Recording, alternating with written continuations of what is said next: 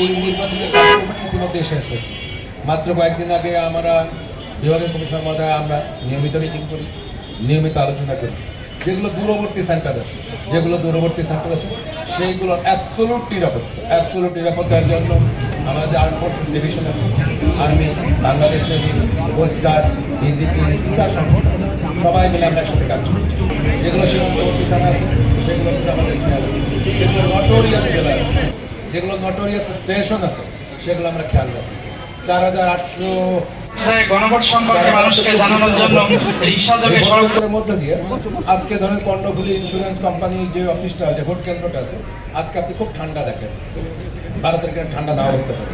আমরা মনে করি মনে রাখবেন খুব গুরুত্বপূর্ণ। আমরা মনে করি প্রতিটি সুস্থ জায়গা যে কোনো মুহূর্তে অশান্ত হতে পারে।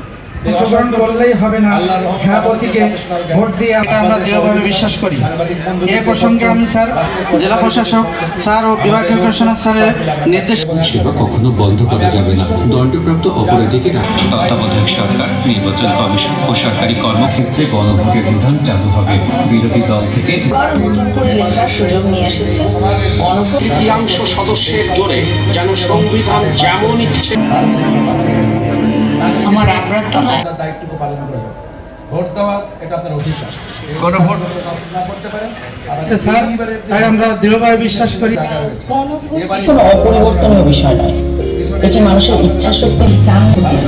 আপনি কি এমন একটি বাংলাদেশ দেখতে চান যেখানে কেউ চাইলে 10 বছর বেশি প্রধানমন্ত্রী ক্ষমতায় গিয়ে 2/3 সদস্যের জোরে যেন মাঠপর যে খুলনা রেঞ্জে আমরা যারা কাজ করি, আমরা আপনাদের সকল ধরনের অধিকারের প্রতি শ্রদ্ধাশীল। আপনাদের সকল প্রথম অধিকার বাস্তবায়নে পুলিশের পর যে দায়িত্ব সেটা যেন আমরা ভালো মতো করতে পারি, পালন করতে পারি। 12 তারিখের ভোট শেষের পরে আমার মা, আমার বাবা, আমার সন্তান, আমার বন্ধু, আমার বান্ধবী, আমার প্রিয় মানুষ যেন আত্মবিশ্বাসের সাথে রাস্তায় চলতে পারে। অ্যাটলিস্ট ভোটের কারণে যেন আমার মা কোনো মানুষের তীর্যক কথাবার্তার সম্মুখীন না হয়।